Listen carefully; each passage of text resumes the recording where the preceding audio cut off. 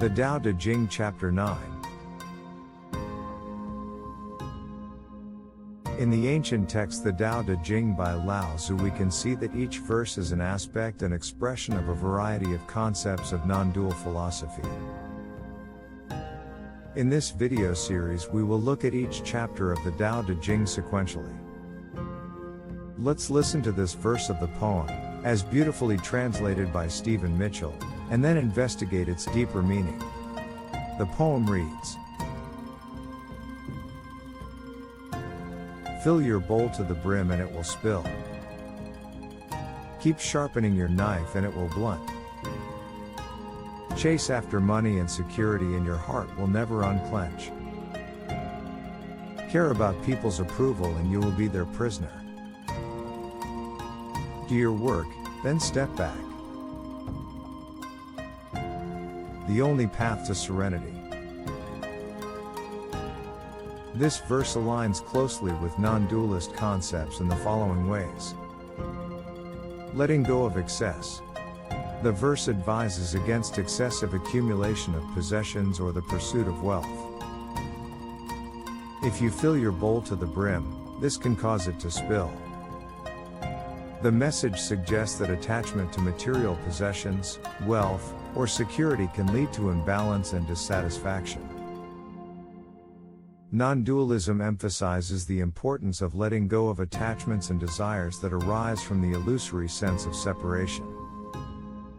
Non-interference and natural flow. The verse encourages a balanced approach to life. By sharpening your knife excessively, it becomes blunt, implying that forcing or overdoing things can lead to undesirable outcomes. It suggests that forcefully trying to improve or control things can lead to diminishing returns. Non-dualism suggests the path of non-interference, wu-wei, and aligning with the natural flow of life, allowing things to unfold without excessive effort or control. Anxiety over possessions. Chasing after money and security exclusively leads to a perpetually clenched heart, indicating that true fulfillment cannot be found solely in external pursuits. This aligns with the non-dual principle that lasting contentment arises from recognizing our inherent wholeness, rather than relying on external possessions or circumstances.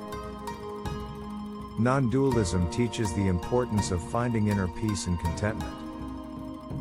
By recognizing our intrinsic wholeness beyond external circumstances. Freedom from external validation. Placing excessive importance on others' opinions and seeking approval creates a sense of dependency and bondage. Non-dualism emphasizes the freedom that comes from being independent of others' opinions and judgments. By releasing the need for external validation, we can experience a greater sense of inner freedom and authenticity. Work and detachment. The verse advises doing our work and then stepping back. This reflects the idea of engaging in action without attachment to the outcomes. Non-dualism encourages acting from a place of inner clarity and detachment, allowing life to unfold without clinging to personal desires or expectations. Serenity through non-attachment. This is the recognition that true serenity arises from embracing the present moment and letting go of the illusion of control. By not being overly invested in external pursuits, outcomes, or the opinions of others, we can cultivate a sense of inner peace and tranquility. In summary, verse 9 of the Tao Te Ching reflects several key non-dual principles, such as letting go of excess and attachments,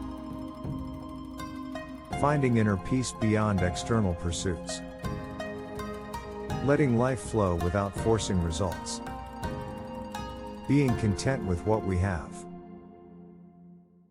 recognizing we don't need the approval or validation of others, not being attached to outcomes,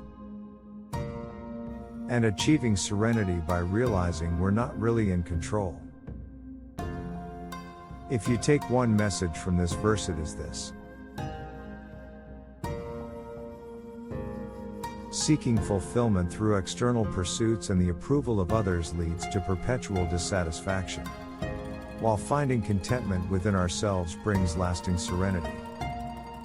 This message highlights the contrast between external seeking and internal contentment, emphasizing that chasing after material possessions, seeking validation from others, or relying solely on external circumstances for happiness, ultimately leads to a state of constant longing and dissatisfaction.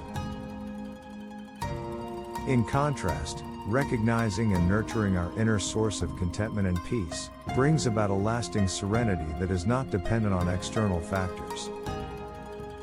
By turning inward and finding fulfillment within ourselves, we can break free from the cycle of seeking and discover a deeper, enduring sense of serenity and well-being.